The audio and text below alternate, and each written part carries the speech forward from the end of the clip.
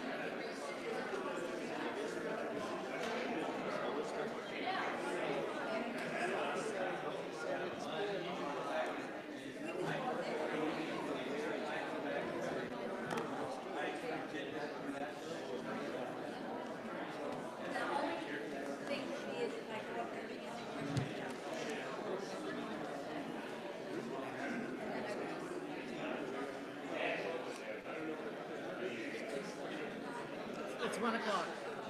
It is 1 o'clock. It's time. Yeah.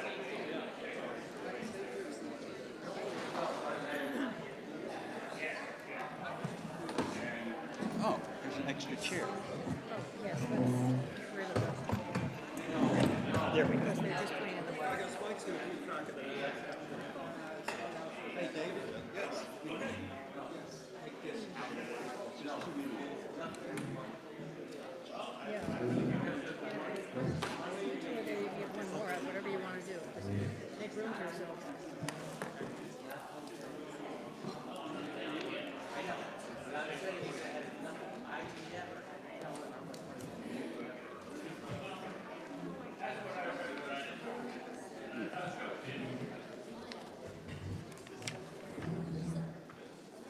Do you have the script? Mm-hmm. I printed it small. Yeah, I don't want to waste paper. 14 pages I long. do it both sides.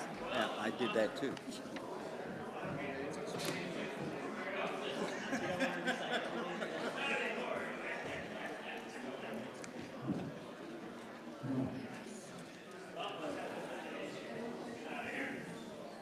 Oh, it's this one, right? Yeah. Okay, it is 1 o'clock or a little after, and we can go ahead and get started, so let us do so. Annual meeting, November 3rd, 2018. Welcome to all of you. The 2018 annual general meeting of the Sudden Valley community will come to order. I'm Larry Brown, President of the Board of Directors. Today I'm serving as the presiding officer to provide procedures to allow us as members to do the work of the AGM. Our normal parliamentarian of about 20 years, Ann McCartney, had knee replacement recently and is unable to attend today, so has engaged her colleague, Paul McClintock. He has the same credentials as Ann. He's a professional registered parliamentarian and certified parliamentarian. And here on the podium with me are the following members of the Board of Directors: Eric Trower, Vice President; Larry McRoberts, Secretary; Carol Holton, Treasurer. Rich Bailey is not able to be here. Linda Bradley, don't see her, she may be downstairs. Angelo. Odell is not able to be here, Odell DeVoe. Sarah Holmstrom is not able to be here this evening. She may come in a bit late. And Intrican. I'd also or manager is what we should be calling him now. A services. Bidell, is she here today? No. Okay. No. Okay. Saw him around.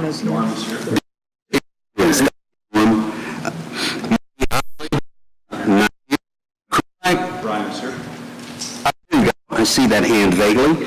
Jacob, is he here? Jacob is not. I want to that this is the general membership, not a meeting of the Board of Directors. We've got so that the members can see as members of the Sudden Valley Community Association. Or asked by the chair to respond to a particular question, is willing to speak will approach the microphone, and today, because these microphones are turned off, everybody will just go up to the podium. Will give us a report regarding the quorum. To the community representatives who are signing people in, and they have verified that we do have a quorum of 50 members present for this meeting. Thank you. Okay, we'll continue with the meeting. We can conduct business. A quorum is present. The second report on the proof of notice of annual meeting.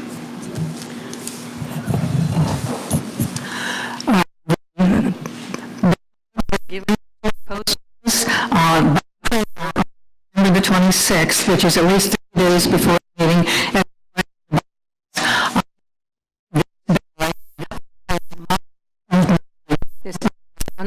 Want to come take a look at it. The September 20th and October 2nd. Okay, very good. Were approved by the board, acting as the minutes approval committee is provided for in the bylaws, passed by the membership a number of years ago. The minutes are available on the website. If a member believes that other corrections are necessary, this can be done now. Is there anyone who'd like to move a correction to last year's minutes?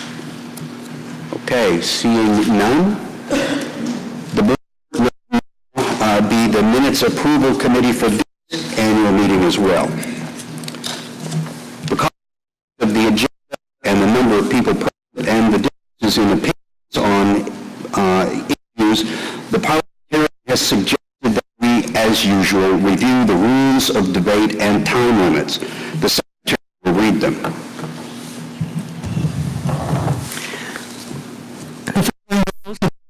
As contained in our parliamentary board and state RCW rules, with the exception of the identification and spelling limits, which are additional custom at our meetings. 1. The shall go to parliamentary situations charter, the bylaws, or the special rules of order. 2. In maintaining with Robert rules of order, member will A, address to the chair and to other members through the chair. B, what recognized before speaking. C, maintain a courteous tone. D, avoid a personal note into the debate. E, refrain from attacking or questioning a member's motives. Generally avoid member names, for example, say, refrain from disturbance of the assembly.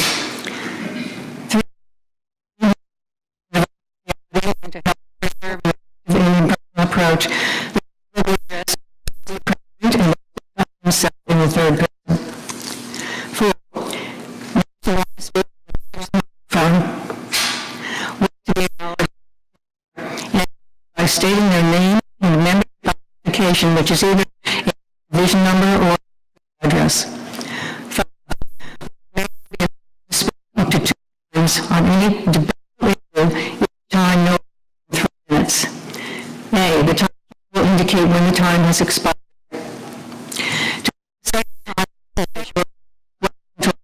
To speak on it for the first time have done, and 3 minutes or for the third time with question from the assembly by vote.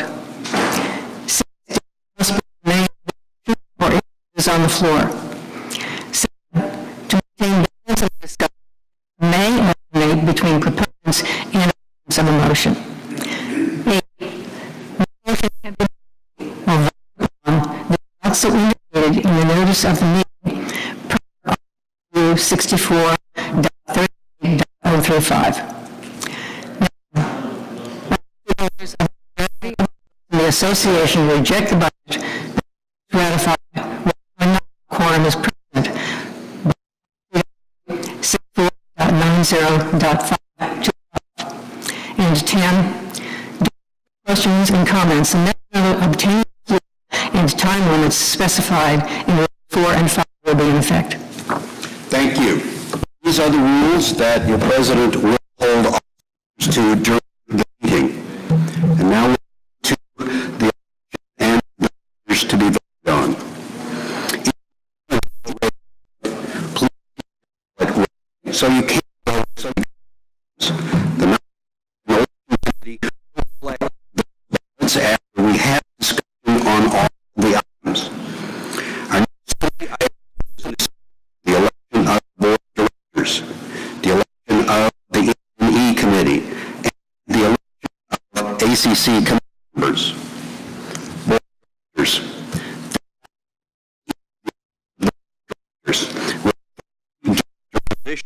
For each election, excuse me. And we have 3 seats. Here, excuse me.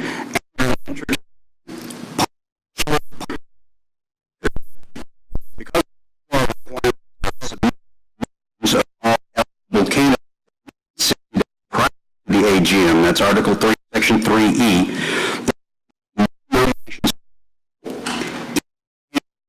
As to the assembly, when the candidate please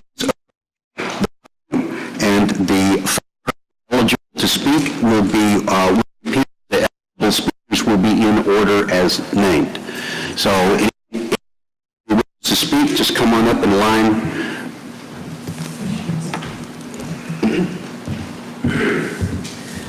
I think I'm Whitney Pierce, 6 Pearl Lane.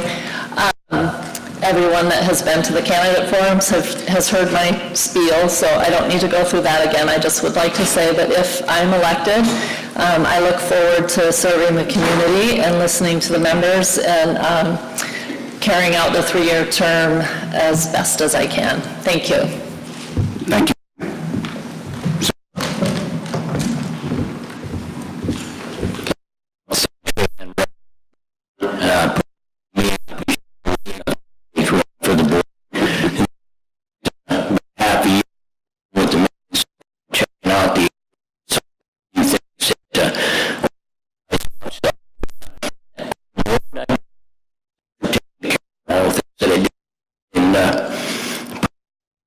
Thank you.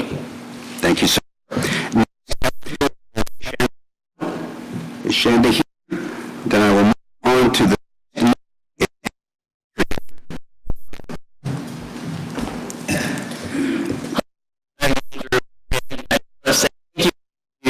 support through this process up until now, and we're if you have a question, let's have a question, and if I have the answer, I'll do my best to find someone who does. So again, thank you, and thanks for spending your day with us today. Thank you, sir.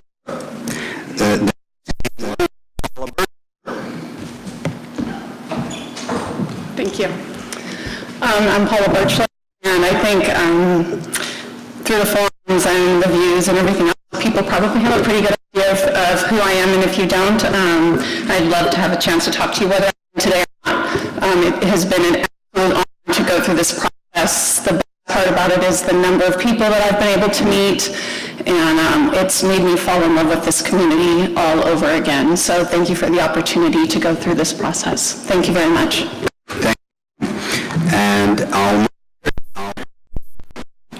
Hi, thanks for being here on this terrifying day. Somebody says you live in the Pacific Northwest, you should expect it to be raining, but why did it have to rain today? I think everything that has been said has already been said. I just wanted to thank everybody for being here. I want to tell you that if I were to be elected on the board today, I will do my absolute best to serve everybody in this community to the best of my ability. I appreciate your vote, and thank you. appreciate it. We appreciate having a filled group of candidates. The candidates that you wish to vote for? Up to three. Up to three. The next item is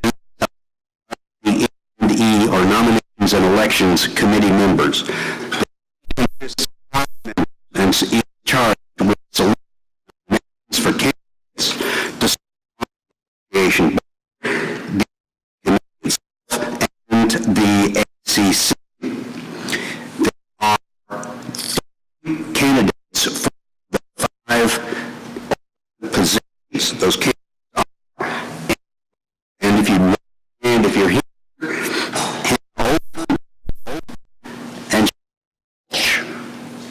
there she is in the back, helping out with the soundboard. Thank you very much, ma'am.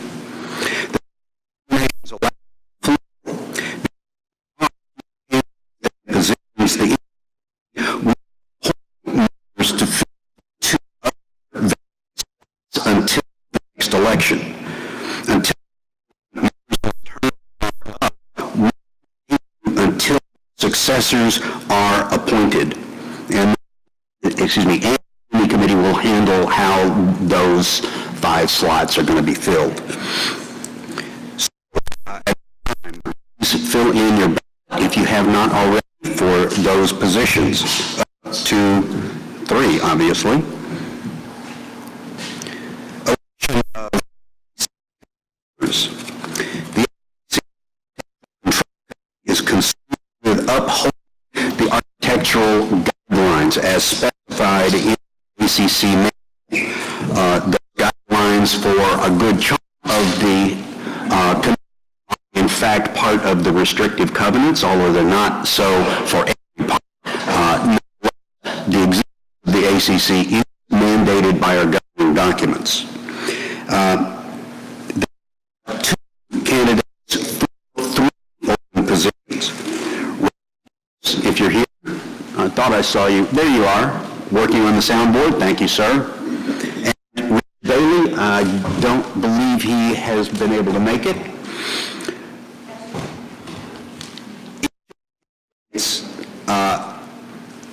Well, okay, so we only have 2 to fill 3 vacant slots. The ACC will work with the board to determine how to fill the open seat pursuant to the bylaw.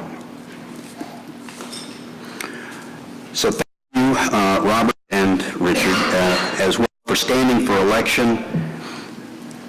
And okay, so I'm just going to go ahead and say the ballots. I've already covered everything else here for 2 positions.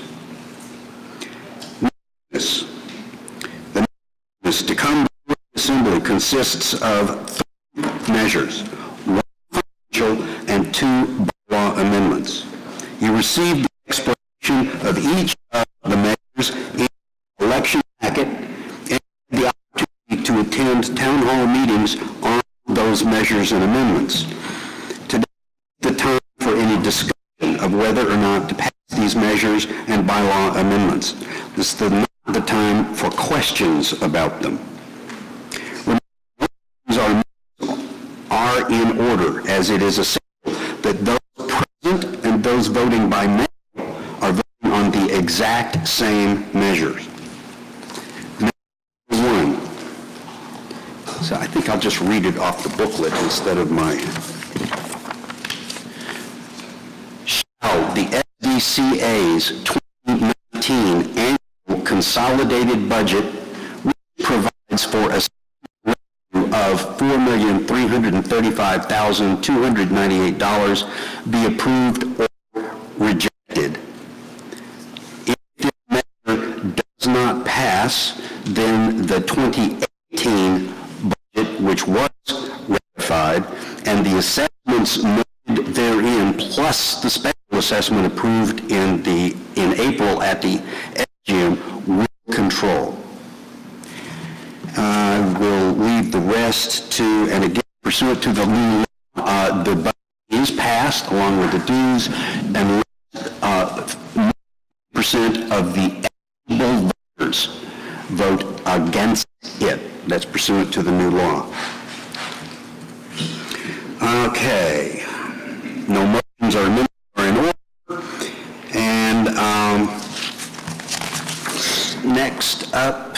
Is there any discussion? Yes, okay, so is there any discussion?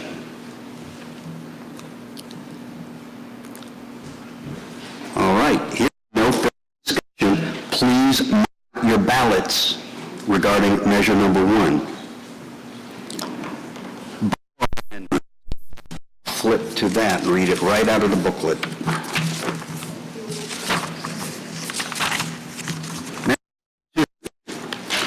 To conform the bylaws with the new statutory voting timeline. To Section 3 of the SEC laws be amended to RCW 64.90.525 line and specify how service of notice is described. Okay, so this requires, pursuant to our existing bylaws, a 2/3 vote of those voting, 2/3 approval of all of those actually casting a vote. If approved, the bylaws on the timeline for how to set an AGM and when to mail out notice will be consistent with the statutory timeline. Right now, there's a bit of an overlap. It made it very confusing this year to figure out when we were supposed to do what. So that's all that this does, is it matches the timeline for mailing. If not approved, the bylaws will not match the RCWs, but SDCA will still have to comply with both the existing bylaws and the existing RCWs, the new RCWs, and it will cause a bit of concern. So are there any questions or statements regarding this particular motion? All right, seeing none, please mark your ballot for or against.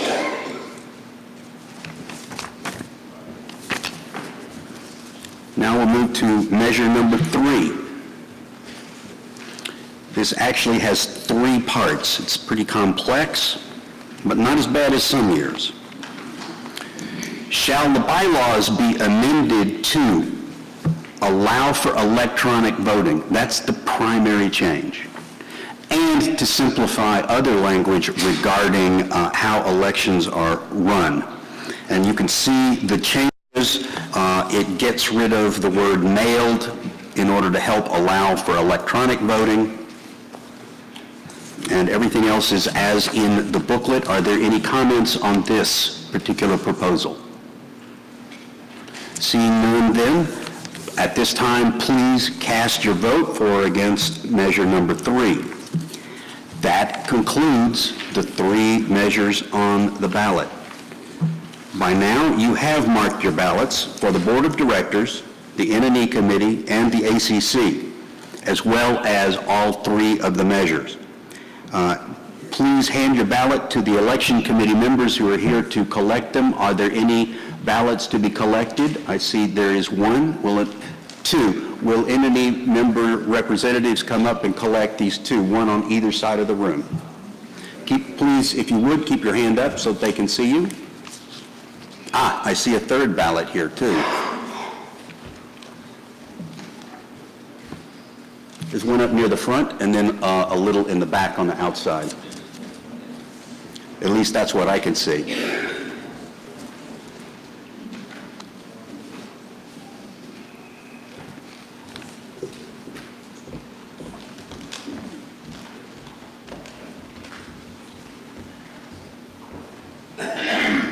I'll call again. Are there any of those members here who are wishing to vote today? Please raise your hand with your ballot. All right. If all of those who have desired to vote have in fact cast their votes, the polls are now closed on the elections and the measures regarding the budget and the bylaws. The N&E Committee will now count all the ballots. while we continue with the business of the annual meeting. Next, we'll have reports from committees. There were copies of the reports available as you signed in. I have asked the chairs of the committees to highlight the committee accomplishments and answer any questions regarding those reports. The time limit for each report is 10 minutes unless extended by an affirmative vote of 2/3 of the assembly. Okay, so I will start with the committees in order as they are listed here. Architectural Control Committee. I would presume then that they are as submitted. Long-range planning, that is in the back. I want to emphasize, long-range planning did not meet this year. There is a required number of members who are supposed to be on that committee. We never had anywhere near enough to even have a quorum. So there was never the ability to have an official business meeting. I urge you, please consider, particularly if you have participated in planning efforts in the past, please consider getting on the Long-Range Planning Committee. It is required to be a valid committee, and it is now very necessary that we engage in that discussion going forward. Emergency preparedness. Good afternoon. My name is... Yeah, go up to the mic because that's where the microphone is alive. Mic at the mic.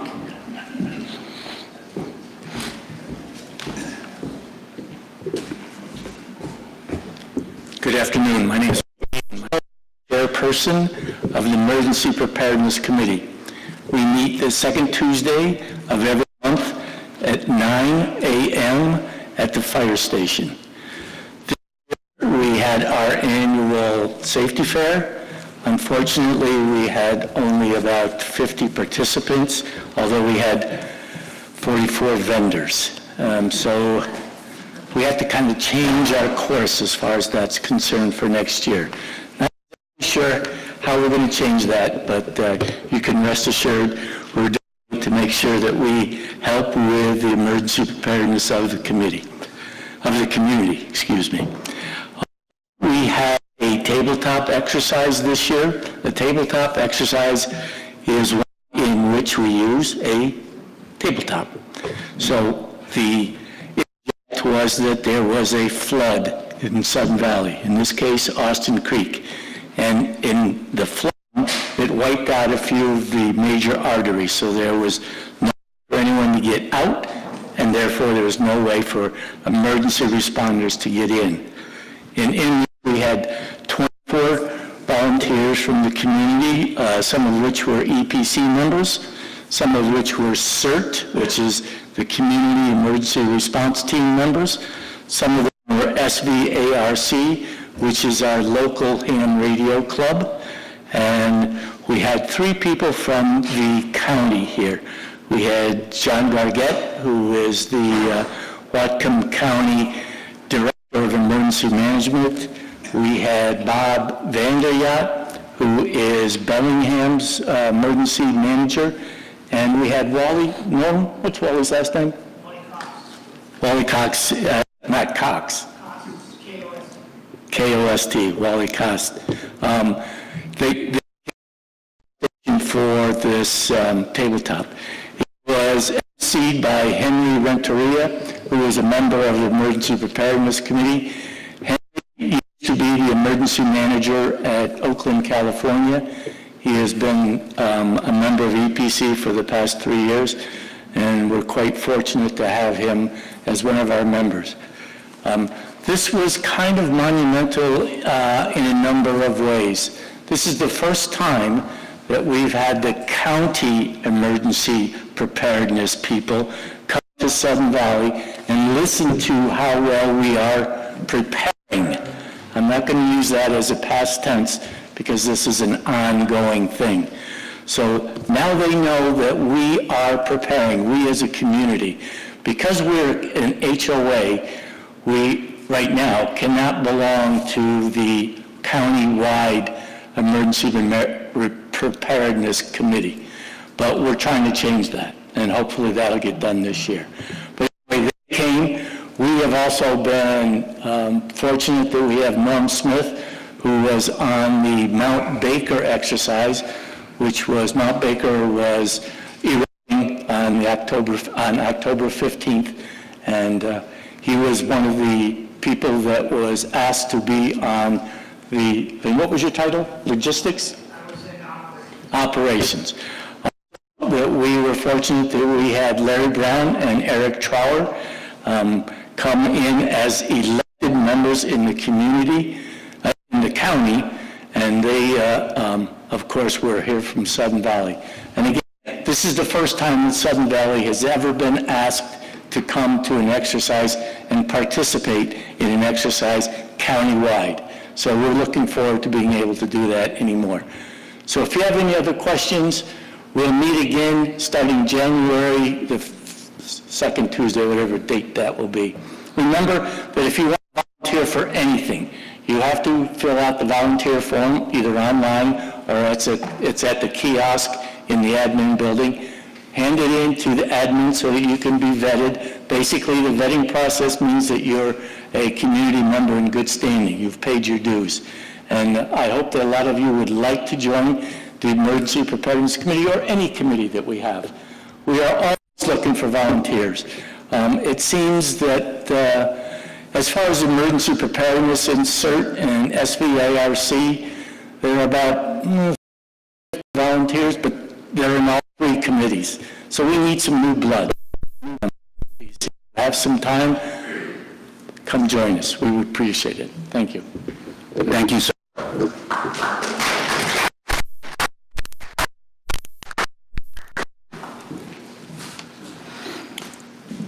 All right, Emergency Preparedness. Communications Committee is next.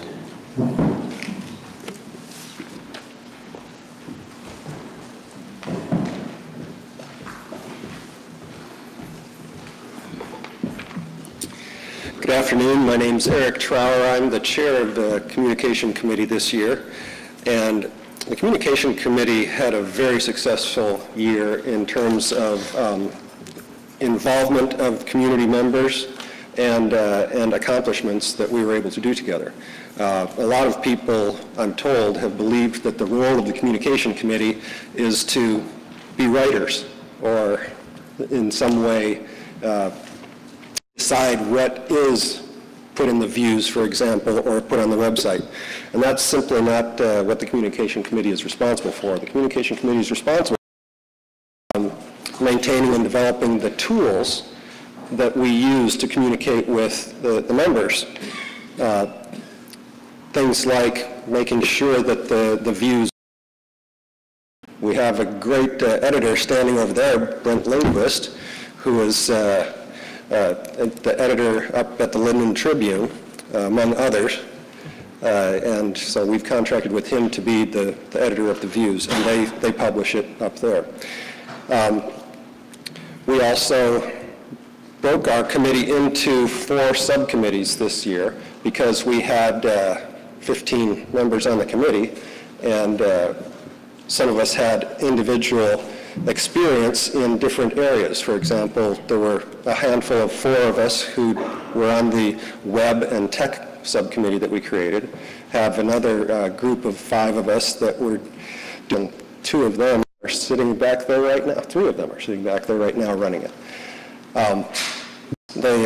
Another subcommittee that we established were the events subcommittee, which is a way for the community to communicate in a different way with staff and the rest of the community and the board. What else do we have? We had our Welcome Neighbor subcommittee, which was for whenever someone moves here, they get a packet that has a booklet that talks about the community, and so that was updated. So thank you to everyone who volunteered, and I look forward to having even more folks in the community join any of these committees, but we really enjoy this committee. Thank you. Thank you.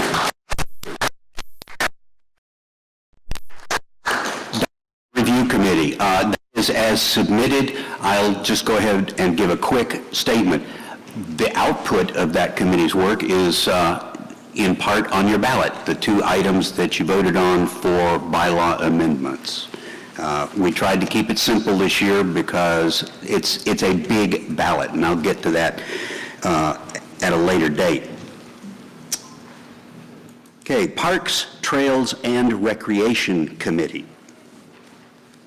Do we have anyone here from that committee who can? Okay, then as submitted. Finance Committee report will be given as part of the Treasurer's report. And now the President will stand up and go to the mic.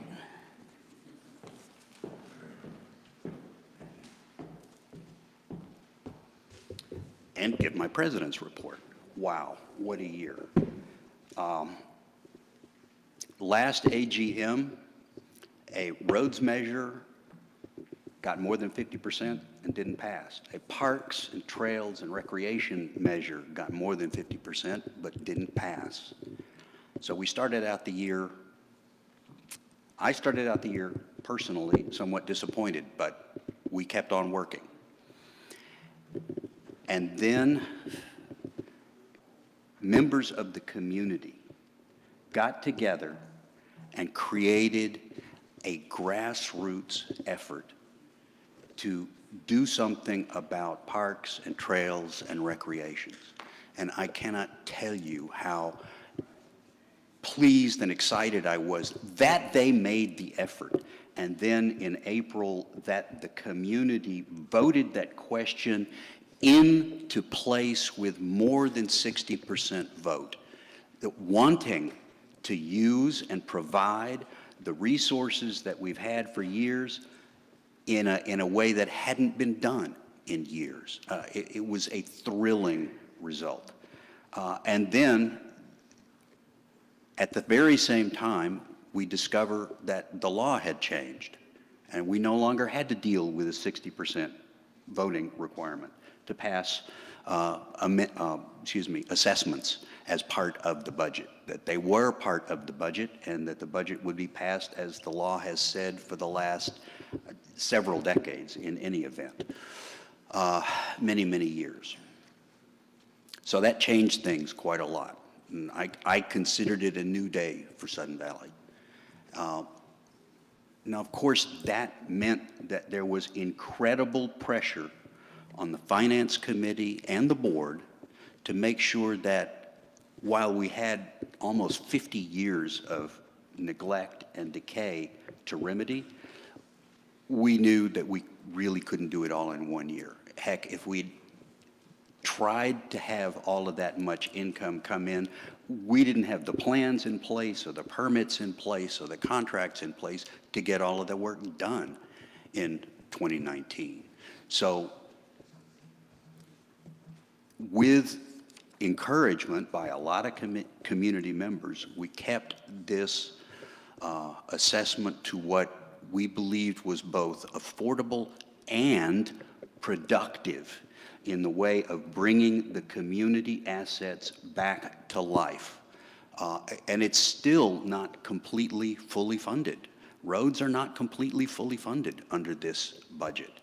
But we have the money now to begin doing more work more rapidly. And just to remind folks, in the last few years, a lot of roads work was postponed and postponed and postponed again, in part because we were doing culverts that had never been done in 45, 50 years, some of them. And that work is still ongoing, but the worst of those has already been done. So there is more to be done, much more to be done. And so I'll make another pitch for long-range planning. We have to plan long-range. Part of the budget process this year was looking at a 10-year plan for roads and SURF, all the other assets. And that is definitely long-range. We have to start planning for long-range.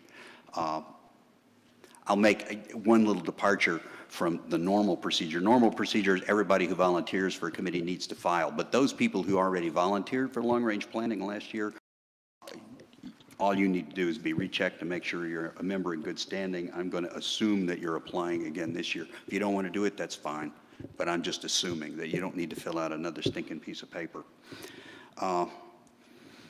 There were things on the document review committee that we did not do this year because we thought it would be a little too complex and would confuse the issue that was facing people now, which is how to pay for the association we all own a piece of. That's our share in this corporation right here. So we all have a responsibility for that. We all signed a contract agreeing to carry that responsibility, and we really have to start thinking how we're going to do that in a responsible, reflective, compassionate way as we go forward. And finally, although the general manager will probably get to this himself, I want to say and note that this is a year of transition in our staff leadership. And I would say personally that a huge proportion of the work that we've accomplished over the last 4 years is because of the involvement of Mr. Waterman. He has pushed through so much that has been needed for so long and has changed the direction of this community in a way that I believe will benefit this community for decades into the future. So I want to thank him very much.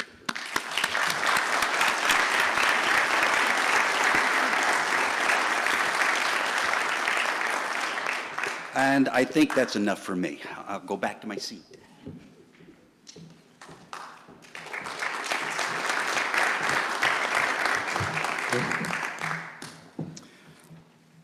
Okay, Carol Holton, our treasurer, will now make her report.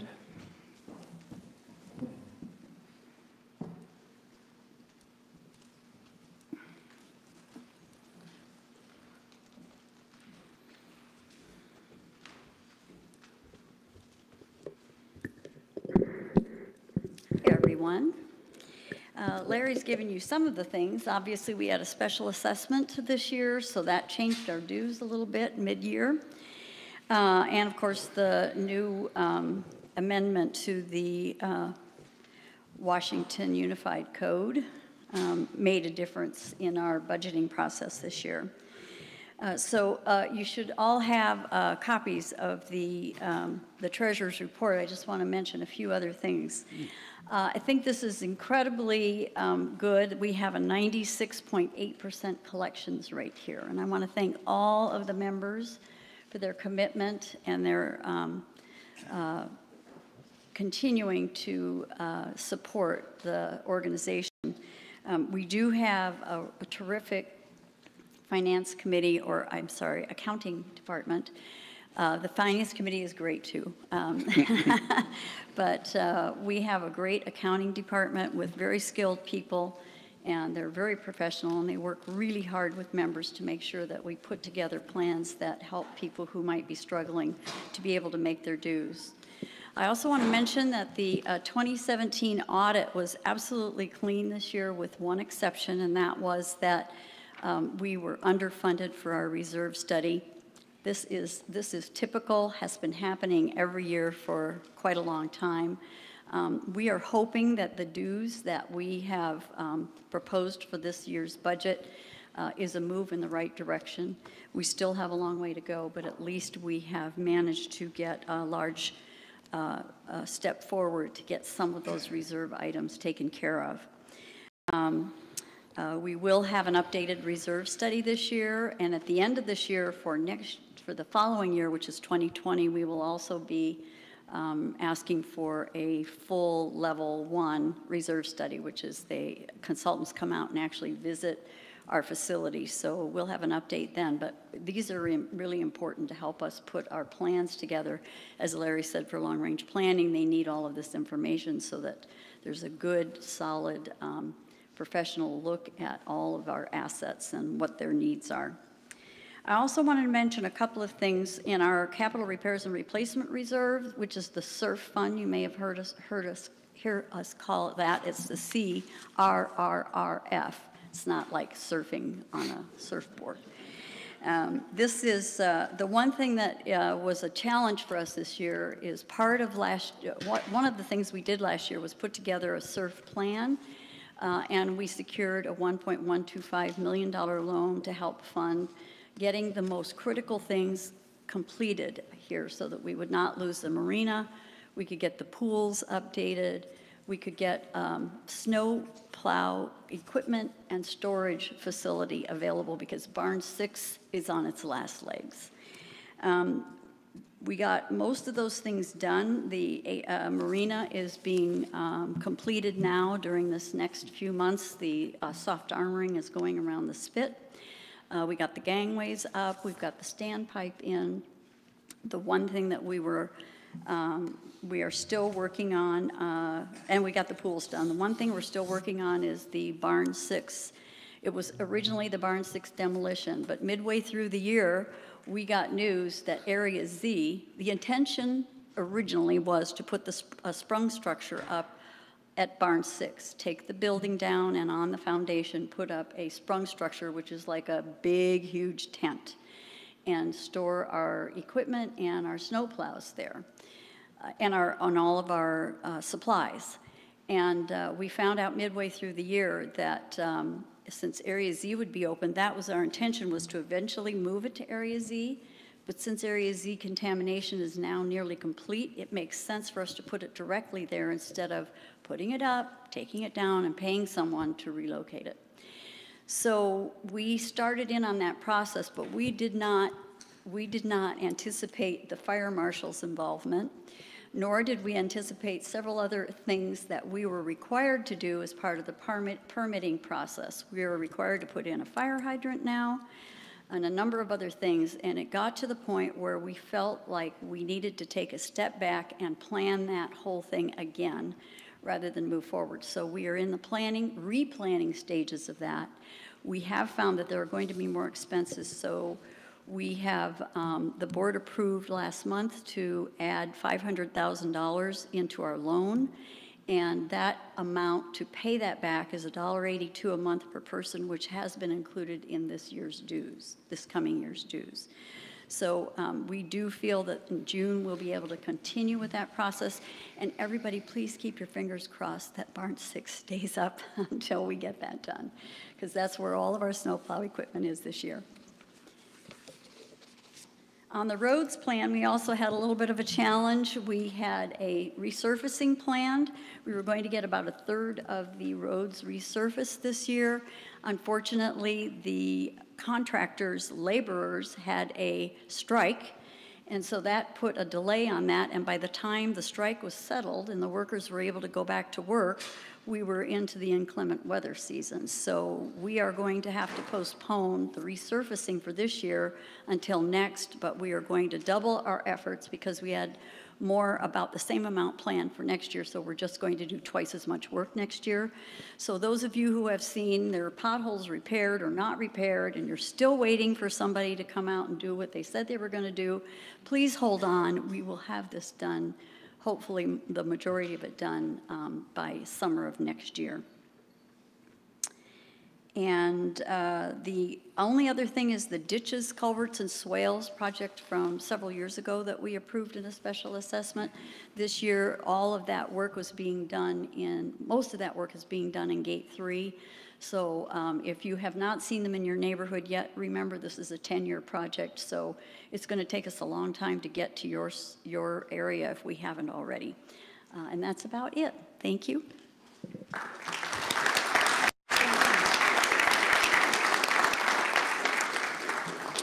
And now Mitch will provide the GM's report.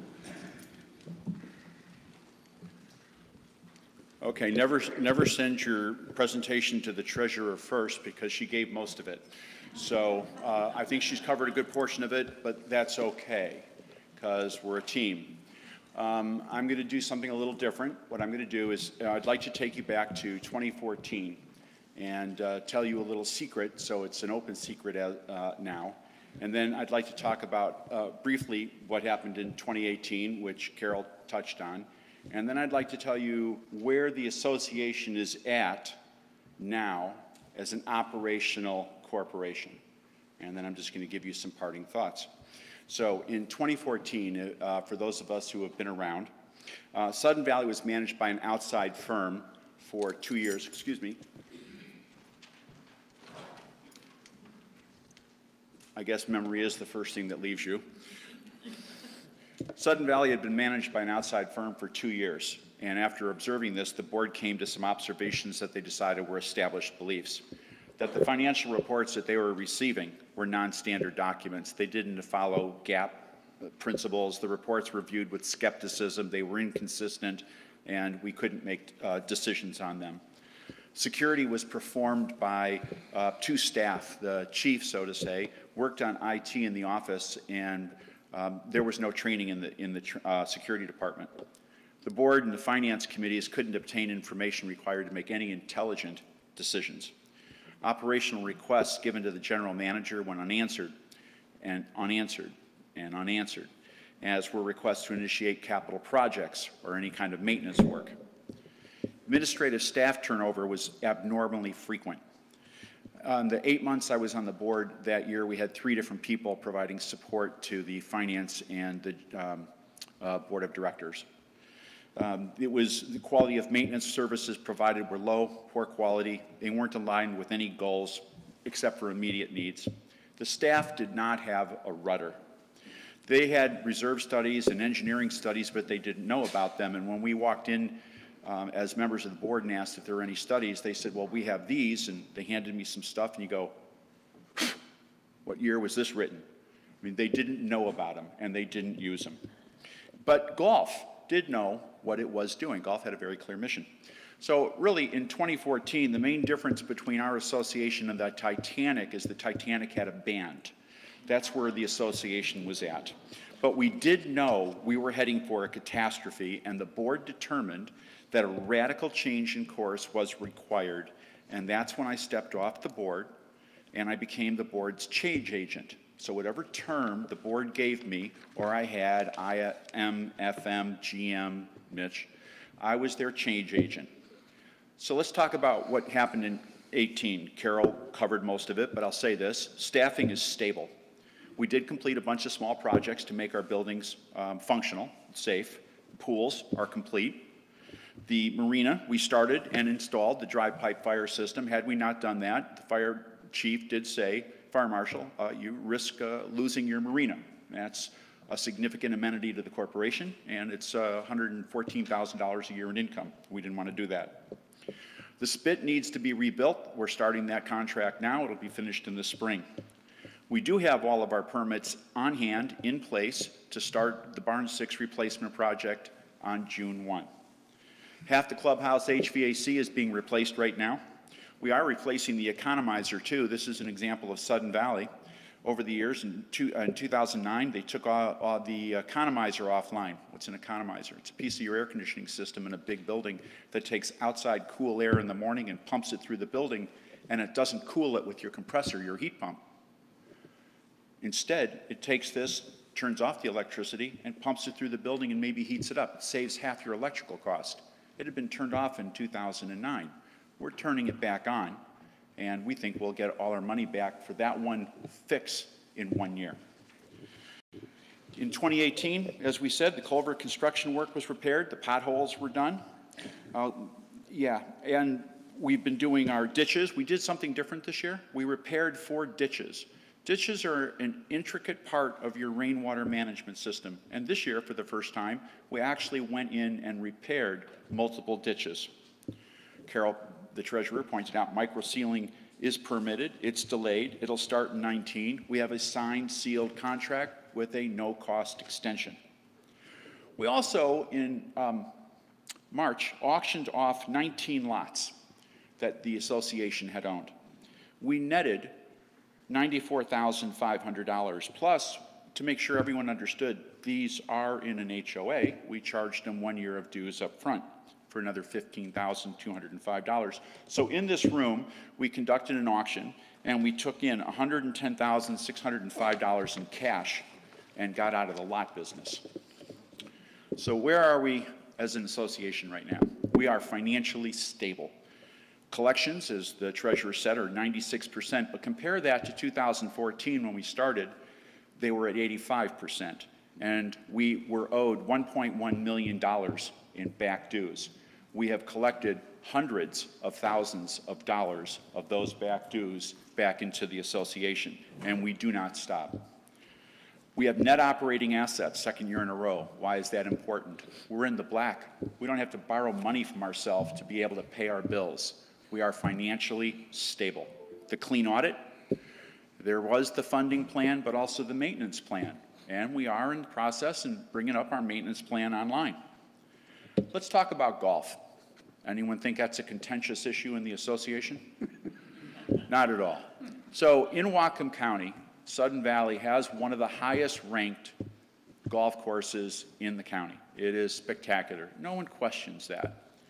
Okay, so golf, what did it cost the membership? It cost each and every one of us approximately $1 a month in operations out of your dues, or $12 a year out of your dues for Sudden Valley to have the golf course here. $12 a year. That's what it comes down to. That's what we spend out of operations. So if you want to look at it and compare and contrast, we're doing about 10%, 14% in growth. Anyone want to say, was it 14% in relative growth in the valley for real estate in this area? Let's just take 10%. Median value home, $350,000. So maybe a house median value went up $35,000 this year in value. Of course, you don't see it unless you sell. But it cost you $12 this year to have that $35,000 value added as an amenity. Now, that's not the whole picture. But you look at Zillow, 75% of every home listed in Zillow, guess what they say we have for an amenity? A what? A golf course. So I would imagine this to me is not a consequential discussion. Operations is funded. It's doing the job that it's funded at. We could do a lot more, but that would cost more, but we're doing the job we're paid. Progressive and continual capital improvement has occurred for the last 4 years. It's been continuous. It's been ranked on the worst to the best, and we've been making a serious, serious dent in repairing our roads. Now, as a result of the membership's vote in 2016, we do vegetation control. I'm going to take you back to 2013. This is Jacob Close, our turf superintendent yesterday. Jacob told me that in 2013, in a period of time much like ours, he had in a 24-hour period 2.5 inches of rain that hit the ground in Sudden Valley. And when that occurred, it took every belly button that we had in turf care, in maintenance, and anywhere else that we could get to go respond to people who were screaming. Their homes were being flooded, their street was flooded out, the culverts had overflowed, they couldn't get through their streets, they were having problems in every gate. That was 2013. This week, from Thursday 6 a.m. till Friday at 6 a.m., we had 2.5 inches of water hit the ground. We got no calls. Now, this tells me that the vegetation control, which you, the membership, authorized the association to perform in 2016, which has been steadily being done, which Sam, you have worked on, is that correct? Which they have done steadily every year, has had a net impact of stopping the localized flooding that this association's members have been enduring for the last how many years? It's effective, the program is working, and they're staying on track, and they make sure that they only charge that account to make sure that they stay financially correct. Reports, yeah, we have a lot of reports, and we read them, and we act on them, and we improve them. And if they're no good, we modify them again. Lots of policies, lots of processes. They're functional, they're followed, and they're value added. We now added standard operating procedures this year. Standard operating procedures, policies, processes, they don't tell you specifically how to do a job. They're high level. SOPs, standard operating procedures, very specific. do it this way. And they have to be owned by somebody. It can't be a document on a shelf because then no one owns it. We now have a growing binder of SOPs that we have assigned to our staff. If you're the role, you're responsible, you will have a standard operating procedure, and everyone that has to use it will sign off on it, and that's how work is performed. If it wasn't done correctly, we'll improve it or we'll retrain. That's how we're using our documents now. Now, at this point, let's talk about lots. Sudden Valley does own one lot right now. We took one in. People surrender lots to us. But in 2014, we owned 71. Why is that important? Because they were sold. Most of them are now buildable. New home construction increased. In 2015, there were 5 new starts. In this year, there were 35. Why is that important? Because people are investing money in Sudden Valley. And why would they be doing that? Because we are vibrant, we are viable, and we are viewed as a good investment. They wouldn't be putting private money at this order of magnitude if we did not have value. Money talks. All capital projects that we have are annually ranked. They're prioritized. From the Finance Committee on one side, this project out of the reserve plan, what is the impact of this project if it does not happen to the association? On staff side, what's the probability of failure? This thing won't make it.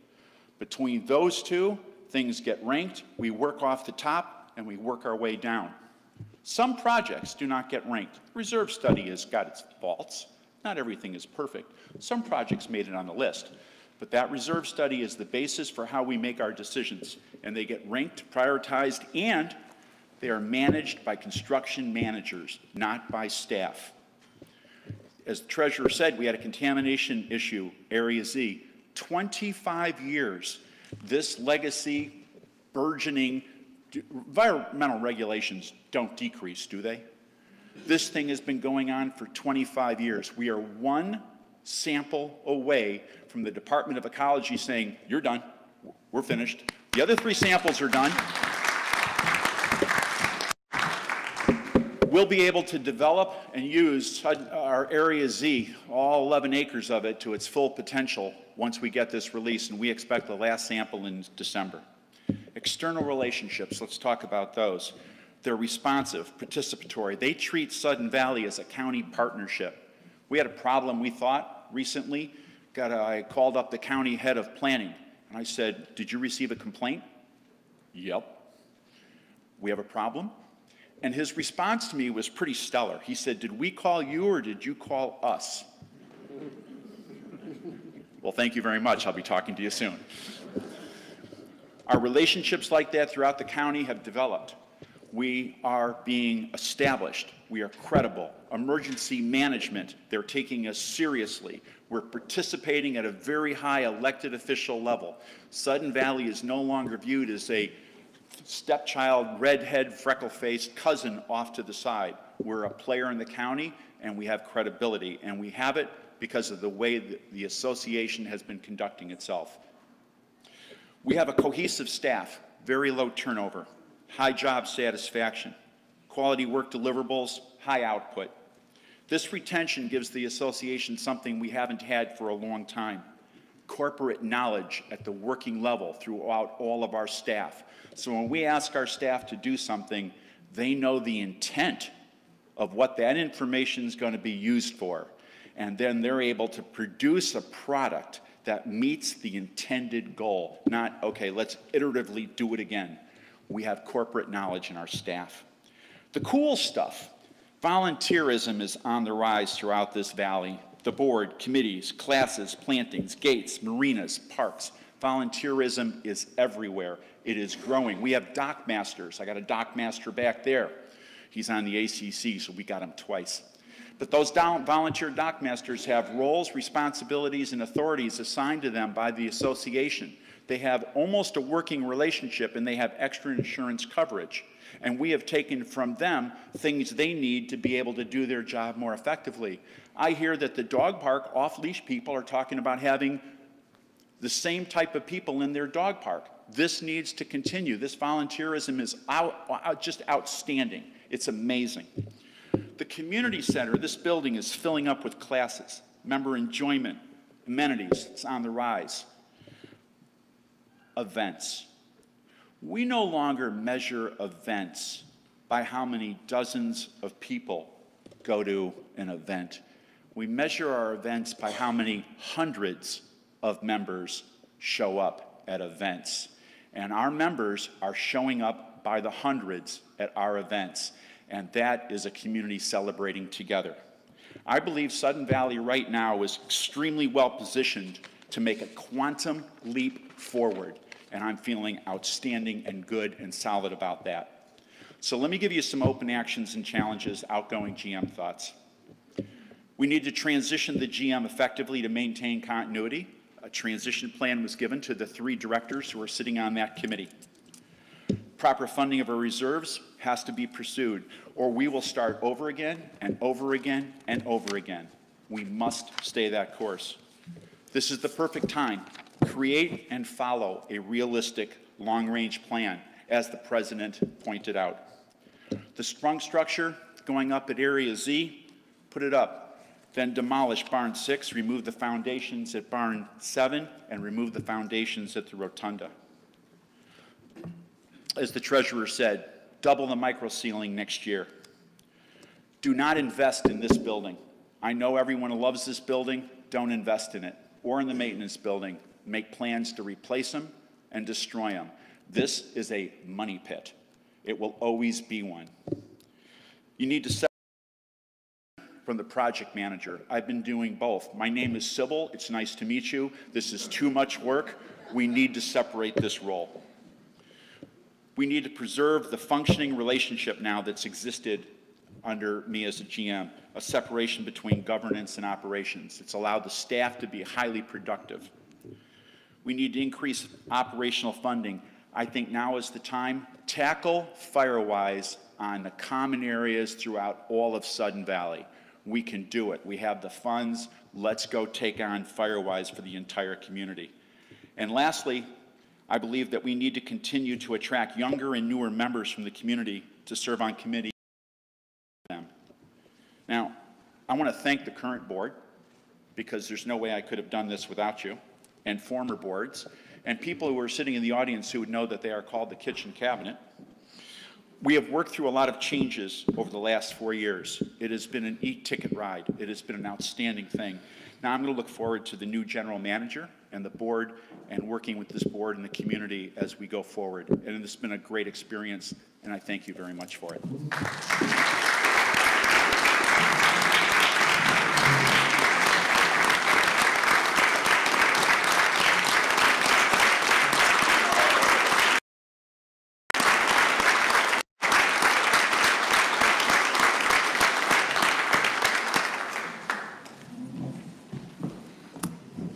Okay, I'm seeing some movement amongst N&E folks, but now is the time for property owner comments. Remember, your comments are limited to 3 minutes. Please approach the microphone for recognition. Just go ahead and stand in line if there's more than one. Again, state your name and your location identification, whether it's lot, number, or street address. The Secretary will keep a list of topics raised and concerns raised. This summary of topics and concerns will be an addendum to the minutes of this meeting. However, remember that no business that was not on the notice of this AGM can be conducted. This is to protect the rights of the absentees who would have only been notified of the business that is on the notice. Once again, please come up to the podium. Hi, my name's Pam Klein. I'm at 2 Marigold Drive, number 27. All of you, I'm sure, take surveys. One of the questions almost always is, did you feel welcome? No, I would have given a -5. When I walked in, I came in downstairs, and I was asked, are you here to ballot? And I thought, well, actually, I'm here to go to the meeting, but I said yes.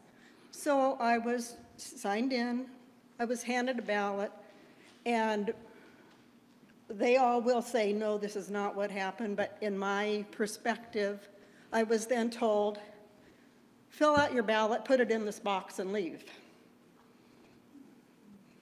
That's not what should be happening. We should be having everybody come into these meetings. We should have discussion at these meetings. I was not told that I should then come upstairs, even though they knew at that point that I was going to come to the meeting. I was not told, go upstairs. There will be information at the other check-in table.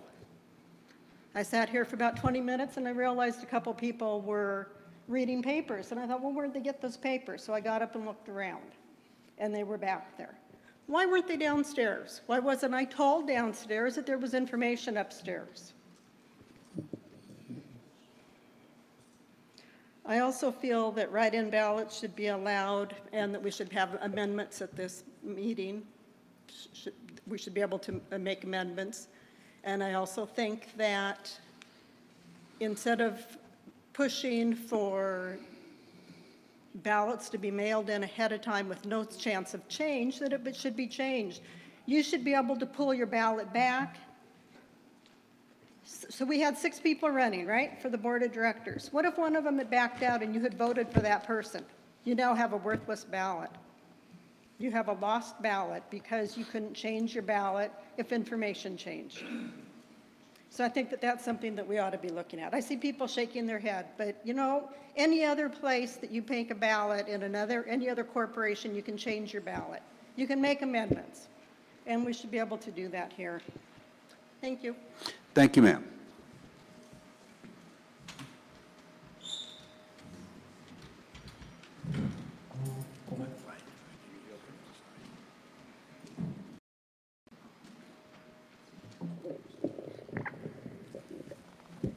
Jim Huthert, 14137.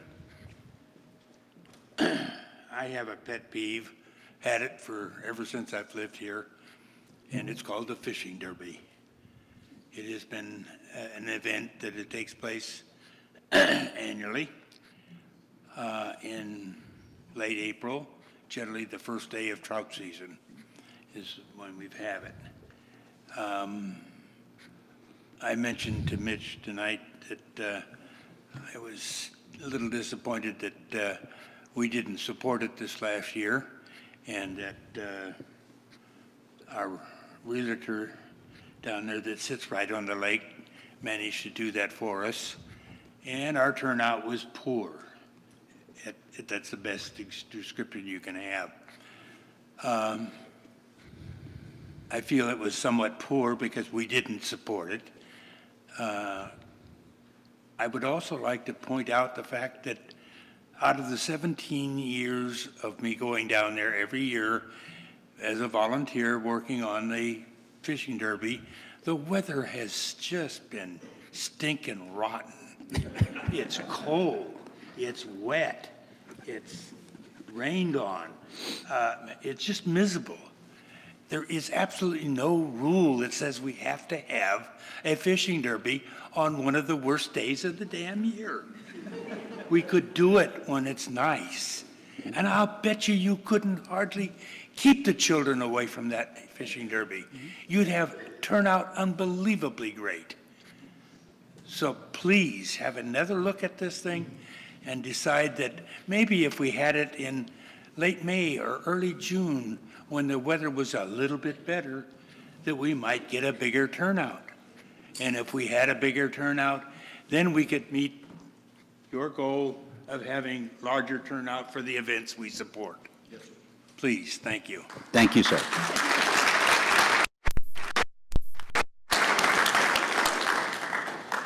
And thank you for your years of service to this community.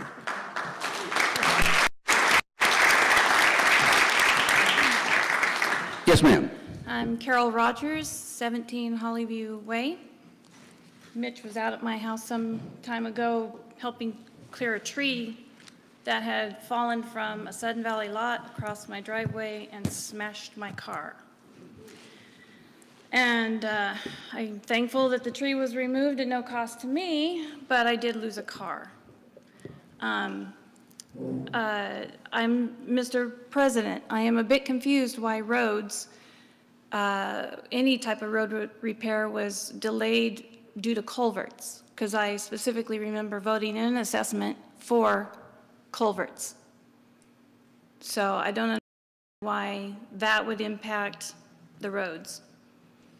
When I'm approving assessments, I think that money should go to that. So I'm just having a really hard time with these dues increases, and especially with the new law. We're like fish in a barrel, and it's not, there's nothing we can do from here on out. You guys have a blank check, and you can go for it. And in the meantime, I'm canceling my $15 a month to the phone company for unlimited calls to my daughter in Germany.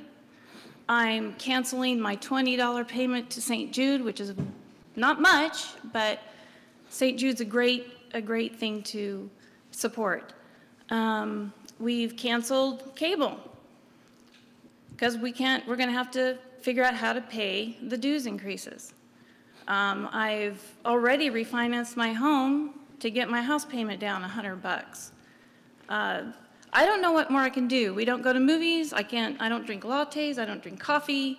I can't cut out the non-essential things anymore. We're cutting as much as we can cut.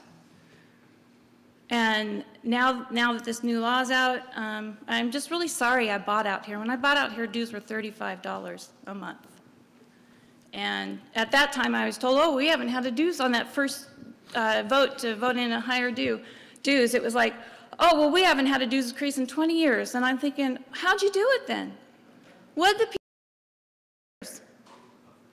But every year, we're confronted with a dues increase. Every year.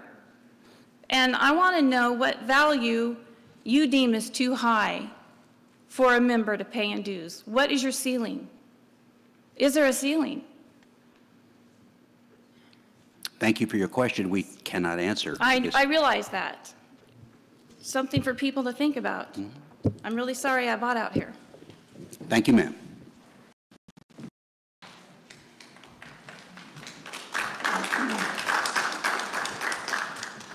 Hi. Sir. Yes. I'm David Narcico. I've been on the board for almost 7 years. I've lived in Sudden Valley for close to 30 years. And I just want to thank a heck of a lot of folks over the years. I look out in the audience and some folks I work with, Clark Champion, Chuck McGrady, a number of Fred Haslam, all of the board here. And I spend a lot of time, I know, working with Larry, and I've been very appreciative. And everybody here has been quite a positive experience. Somebody says, you get on the board to make friends? I said, it depends what week you're talking about. But what's nice about it, I think, that over the years, I've worked with some really wonderful people.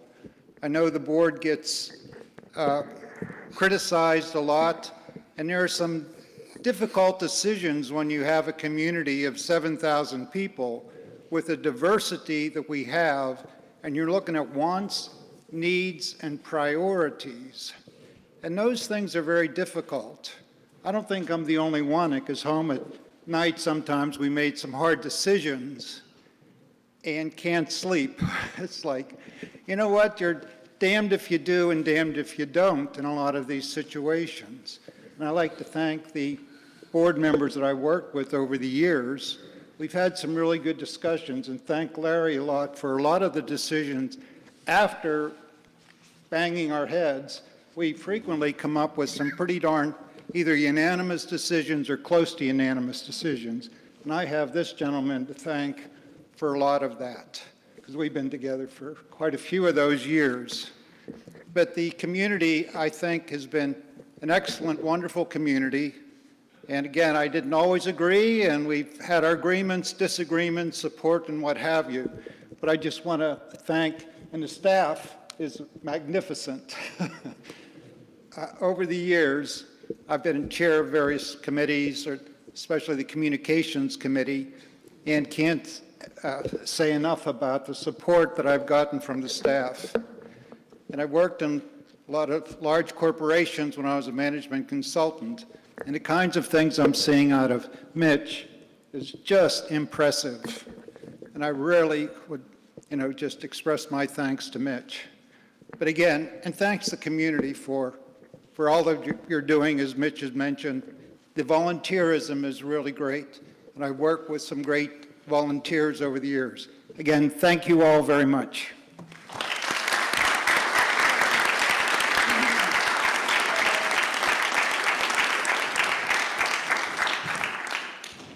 Hello, everyone. I'm Steve Teskey. I live over on 28 Jubilee Lane. I'd like to add to David's remarks, actually kind of stole some of my thunder, but that is to lay a bit of a foundation here. I mean, as he said, 7,000 people. That's a lot of different opinions, a lot of different attitudes, a lot of different needs, and the huge salaries that these people get up here on the board, you know, that doesn't make it worthwhile. But what they do is they contribute their time and their heart and to make this community a better place. So I would say thank you to everyone on this board, and nobody's going to agree all the time. There's going to be challenges, but as we go forward, this place is going to get better, and it is getting better. We've only lived here. We bought our house in 2014, and we've seen continual improvement. We've seen more activities take place. We've seen the whole vibe of Sudden Valley get better. I believe we are blessed to live here. Yes, we have challenges, but together we'll make them work. So thank you, and thank you. That's it. Thank you, sir.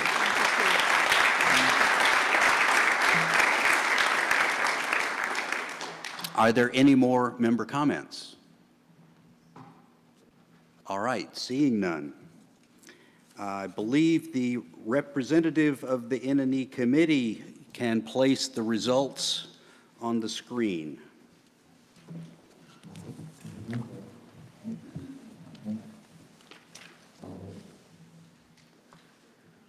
I think you can go past that one.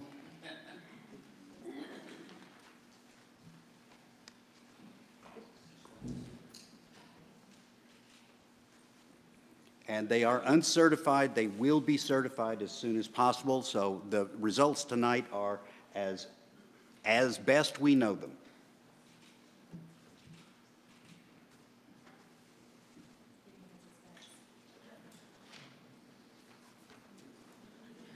Must be another county waiting to come in.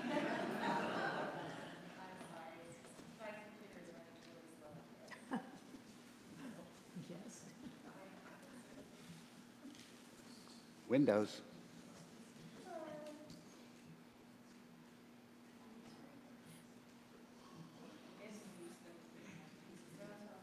Ah, no. It went back. Other direction.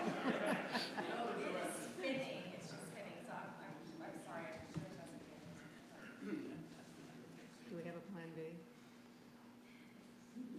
Yes, start over again.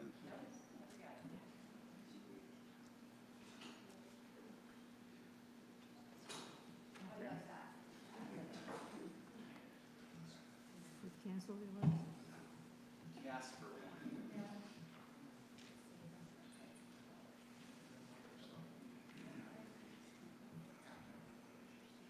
Well, this is a new one on me. Yeah, me too. Sorry about that.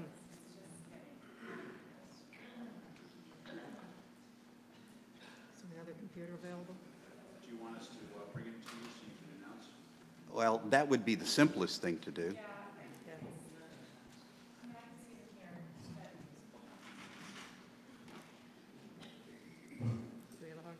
I think so. We'll find out. We'll find out if we have a hard copy. Do we have a hard copy we can use and just announce? No, we don't. Oops. Do the announcement. Just a minute. I got it.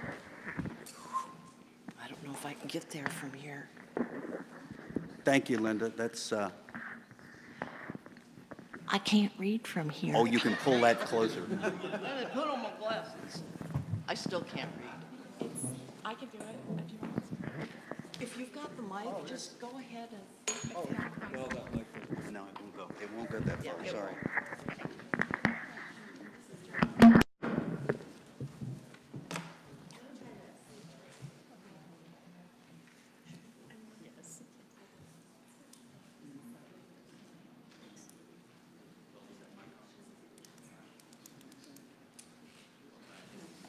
Hannah, could you please turn on the power microphone?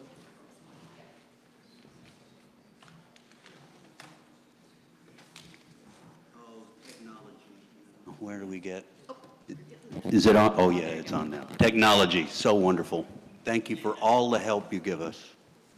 Okay, in order of votes received, Whitney Pierce, 756 votes, receives a 3-year term. Paula Birchler, with 750 votes, receives a 3-year term. Andrew Entricken, with 708 votes, receives a 3-year term. Shanda Owen has 509 votes. Sam Shahan has 435 votes. Alma Deckert has 412 votes. So the new board members again are Whitney Pierce, Paula Birchler, and Andrew Entricken.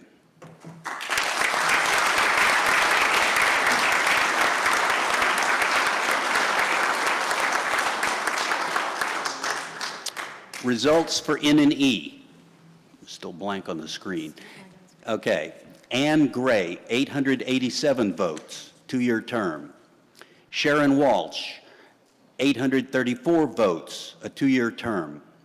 Hannah Oliphant, 757 votes, a 2-year term.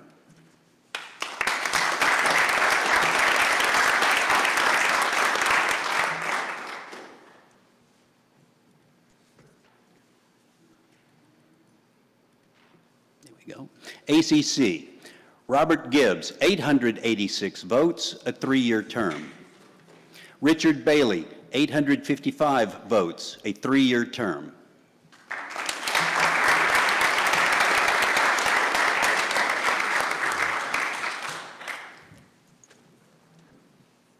All right. In a normal year, ballot measure number 1 would have been rejected. The approved vote is 617. The rejected vote is 697. It needed well over 1,600 votes against in order to fail. Therefore, the measure number 1 is approved.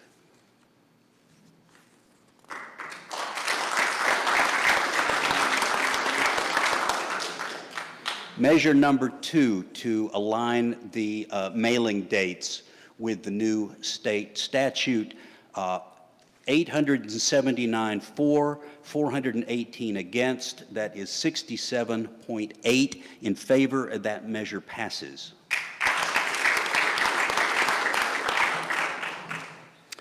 And measure number 3, to allow electronic voting and to make sure that the language is consistent with that.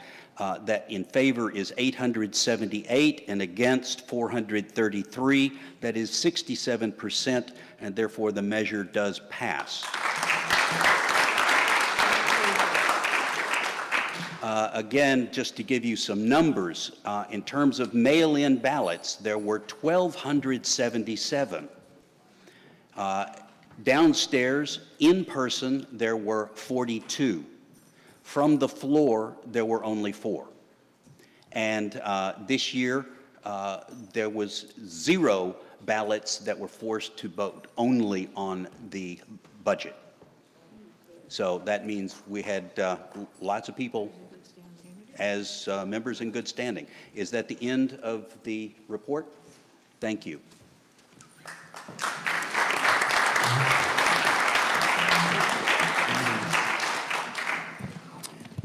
Okay. So, announcements. Immediately following this meeting, let's give us about a half an hour personal privilege break. We will have the open organizational meeting of the new board for the business and only for the business of choosing executives for this coming term. And unless there's any other vital announcement, then the business of this annual meeting having been completed, the meeting is adjourned. Thank you for coming. Boo.